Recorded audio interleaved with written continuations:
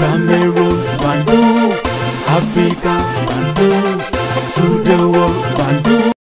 Salut les amis, your Bamendaman, your Ekonaman, your Ngiman, your Bakuriman, and proudly so, your Anglophone brother. You're welcome on this platform. Quand on dit aux gens, hein, avant de vous attaquer à quelqu'un, posez-vous la question. Remuez votre ménage. Tournez votre langue. Et écoutez des gens qui vont vous dire des choses que vous n'aimez pas entendre. C'est ceux-là qui vont vous donner des bons conseils. Mais seulement nous avons constaté quoi? Que les gens se sont mobilisés pour s'attaquer à Samuel Eto'o-Fils, pour mentir sur Samuel Eto'o-Fils.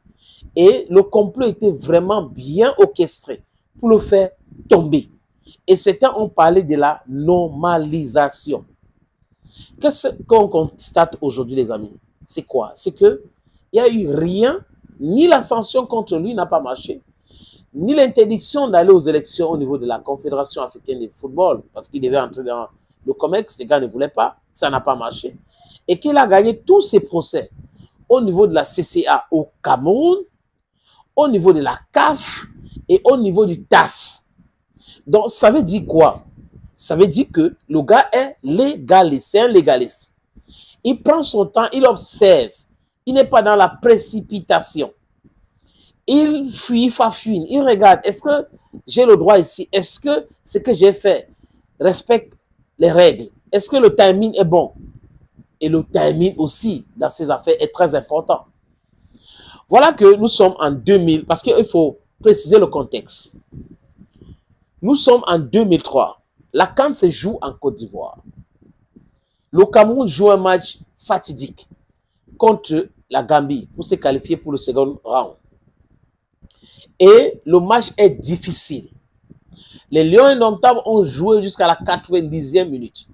Christophe Ahou, avec une tête qui vient de, je ne sais où, mais c'était quelque chose de salvateur, ou la tête salvatrice, a marqué le but qui a donné la victoire aux Lions Indomptables du Cameroun.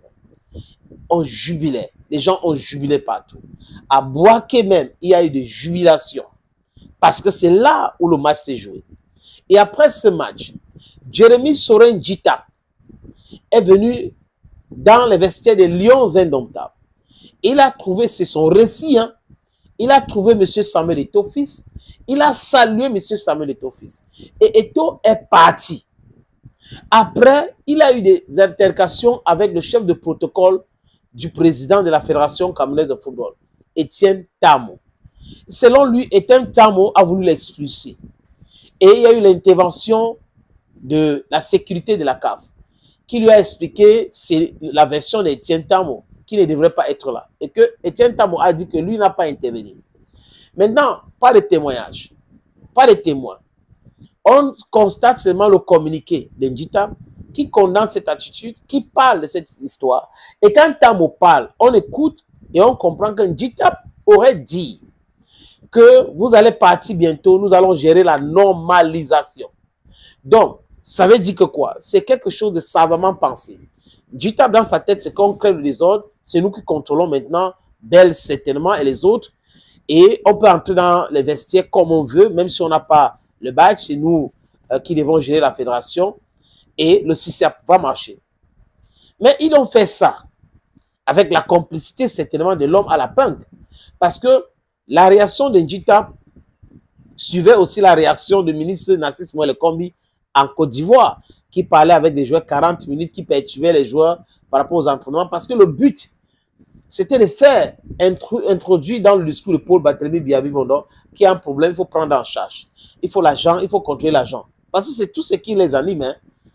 Quelqu'un a dit que ce qu'on voit là, comme problème entre le MINSEP et l'Africafoot, ce n'est rien de footballistique. Ce n'est pas un problème de football.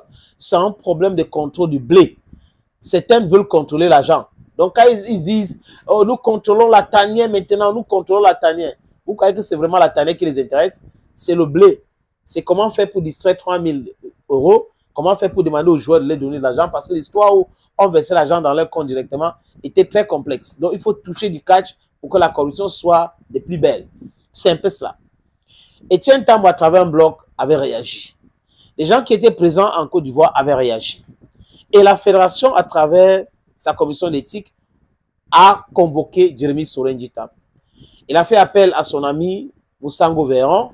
Et Moussango Véran avait envoyé une correspondance à la Fédération camerounaise de football de ne pas juger Jérémy Soren Djitap, que cette affaire concerne la CAF. C'est ce que la correspondance a dit. Et on a oublié cette histoire. Il y a eu donc l'Assemblée générale de la Fédération camerounaise de football. On a donné une invitation, pas convocation, invitation à Djitap. Il n'est pas venu. Il y a eu donc une résolution, on a retiré l'agrément du Sénafoc de siéger auprès de l'Assemblée générale. Donc, le Sénafoc n'est plus membre de la FECAFOOT. Il a eu lieu contesté. Il a voulu pousser le ministre à annuler cette décision, mais le ministre a essayé, ça n'a pas donné. Parce que M. Samuel Eto'o-Fils respecte les règles de l'art. Il pose des actes parce qu'il sait qu'on peut l'attaquer ici, on peut l'attaquer là-bas, mais il faut tout respecter selon ce que les textes disent. M. Soren Djitap, donc, avait pensé qu'on avait oublié cette histoire. Oui, dans la tête de beaucoup de personnes, on avait déjà oublié cette histoire. Mais les différentes attaques contre la Fédération camerounaise de football faisaient en sorte que si M. Eto'o-Fils et la FECAFOOT avaient laissé cette histoire, ça devait les hanter demain. Ça devrait retourner contre eux demain. Donc, la commission a siégé, les juges ont discuté sur cette affaire. Djitap a été purement et simplement sanctionné. On parle de quoi, les amis? 5 ans de suspension, donc de toute activité liée au football. Toute activité liée au football, 5 ans. Et il doit s'acquitter d'une amende de 10 millions de francs CFA. 10 millions de francs CFA. Et ce n'est pas uniquement lui. Le secrétaire général de son syndicat, Daniel Ngoss, a écopé aussi de 2 ans de suspension. Il va payer la moitié de l'argent que Djitap a été sanctionné, amendé des pays. Donc, vous voyez que nous sommes dans quelque chose aujourd'hui. Et je vois les gens qui disent non, et tu es venu pour détruire le football. Non, c'est pas ça. Le problème avec le Cameroun, c'est que les gars ne sont pas légalistes. Les gens ne peuvent pas respecter les règles. Vous avez par exemple les présidents des clubs qui sont les aventuriers, qui créent des clubs parce qu'ils attendent la subvention. Et quand la subvention ne vient pas, ils commencent à hurler, on n'a pas l'argent, on ne peut pas continuer. Vous voyez les gens comme ça. Les gens qui disent que, ok, voilà les textes. Les textes disent que tout le monde doit faire ci, doit faire ça. Et ils vont aller faire autre chose. Et quand on leur demande de respecter les textes, ils boudent. Et il y a les sanctions. Quand ça vient, on commence à dire, oh, Eto'o a fait ceci. Oh, il a fait ceci. Le mec les fait bavarder. Et il avait dit que moi, je vais vous donner du travail. Vous dites que vous avez les PhD. Je vais vous donner du travail. Je suis plus intelligent que vous. Et il a démontré encore qu'il est méthodique. Il est pédagogique. Et il est plus fort que les bavards d'aujourd'hui. Thank you, friends. Allons, Gomi.